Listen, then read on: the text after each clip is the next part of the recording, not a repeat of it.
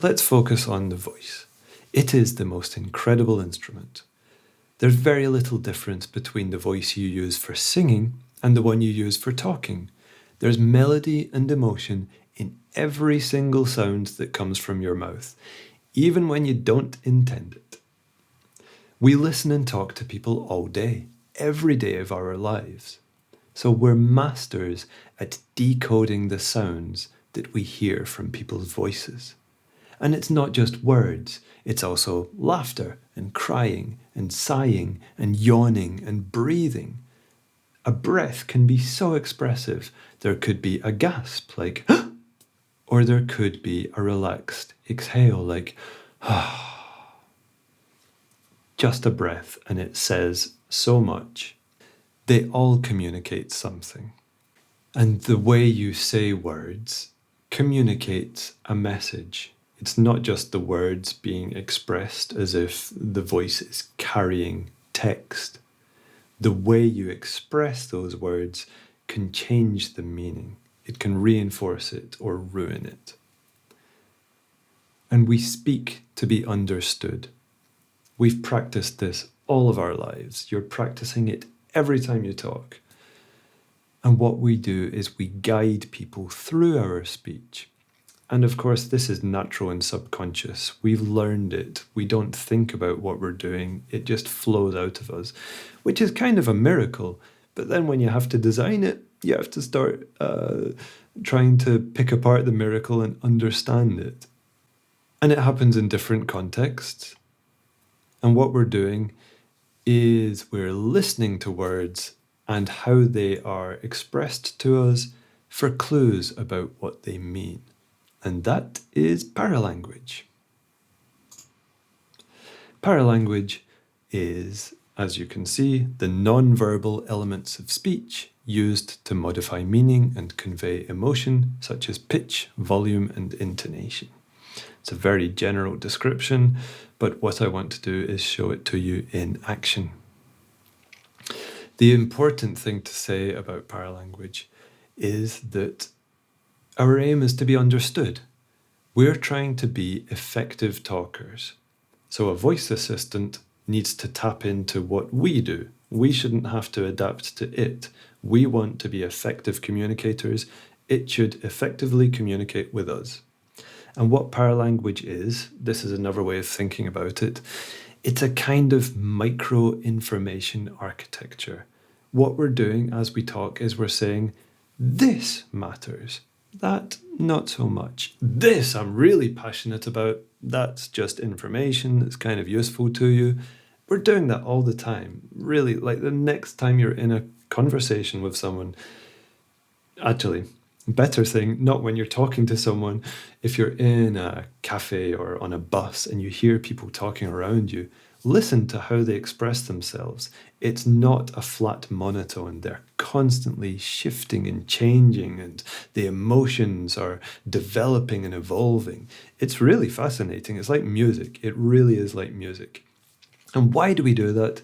It's because we want to be understood, and the way we express those words affects their meaning. So let's look at an example. This is kind of a famous sentence because the way you express that sentence changes its meaning. By which I mean, any of those words, if I emphasize those, it will change the meaning of that sentence. If I say, I never said he stole my money, that means I'm focusing on the word I, and I'm saying, it wasn't me. Perhaps he never said he stole my money, or she, or anything. If I say, I never said he stole my money, so then it implies that perhaps she stole my money, or other options. And it happens with each of these words. We change the meaning of the sentence purely by the way we say it. The words never change. So why is this important? Well, it's how we communicate, but more than that. What I often hear from people in voice tech is, Text-to-speech, it's amazing. It sounds just like humans now. Nobody can tell the difference. And a lot of that is true. Text-to-speech is incredible. It's on the verge of being uncanny, and that's amazing. However, how does it deal with paralanguage? The answer is not so well. So people might think they're hearing a human, but the problem is this pretend human is communicating in quite a strange way that can be misleading or confusing. So I want to show that to you. I decided to test how text-to-speech emphasized these words. So all I did was copy the words on the screen and paste them into various text-to-speech providers. I picked the voice randomly and I used no SSML. I didn't try to influence the output in any way. It's just the words you see there. And I used Amazon, Google, and Microsoft Azure. Picked it randomly, but those are, of course, quite popular providers. And so here comes the raw, unmodified output.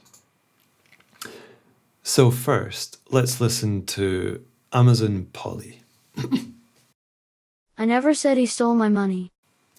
Do you hear the way he says that? Let's hear it again. I never said he stole my money. He emphasizes the words never said. He's like, I never said he stole my money.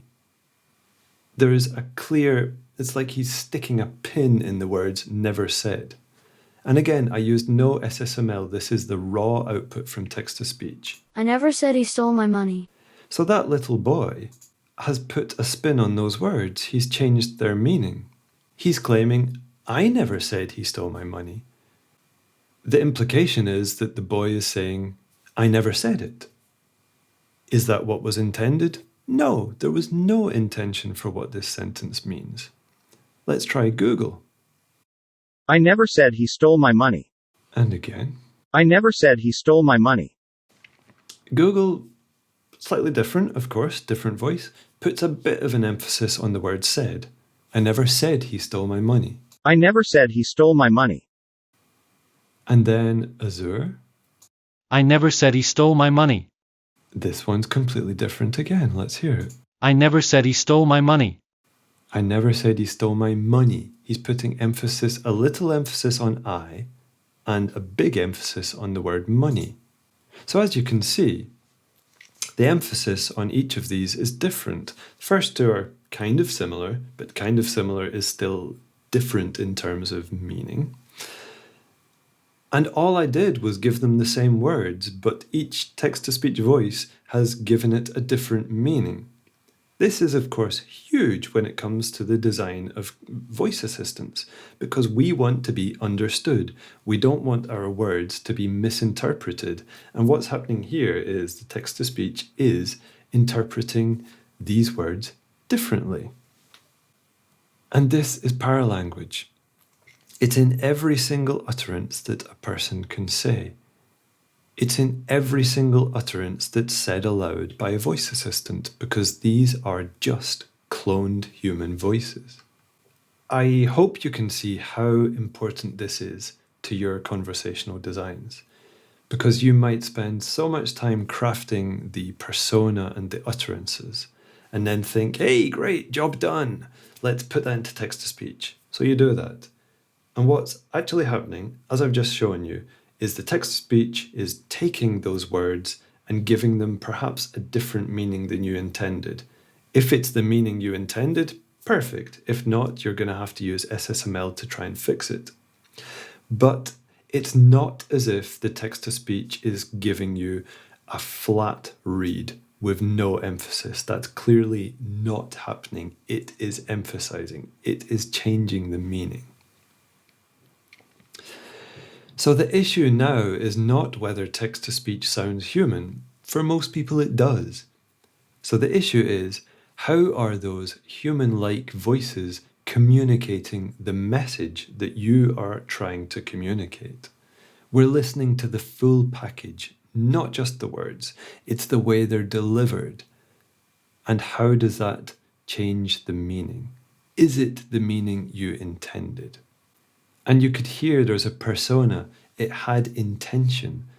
The little boy, I never said he stole my money. It's like, okay, poor guy, sorry, you never said it. You can hear that little boy persona has an intention. He has a feeling about this sentence. And the final thing I want to say about this, it sounds a little bit like I am criticizing text-to-speech.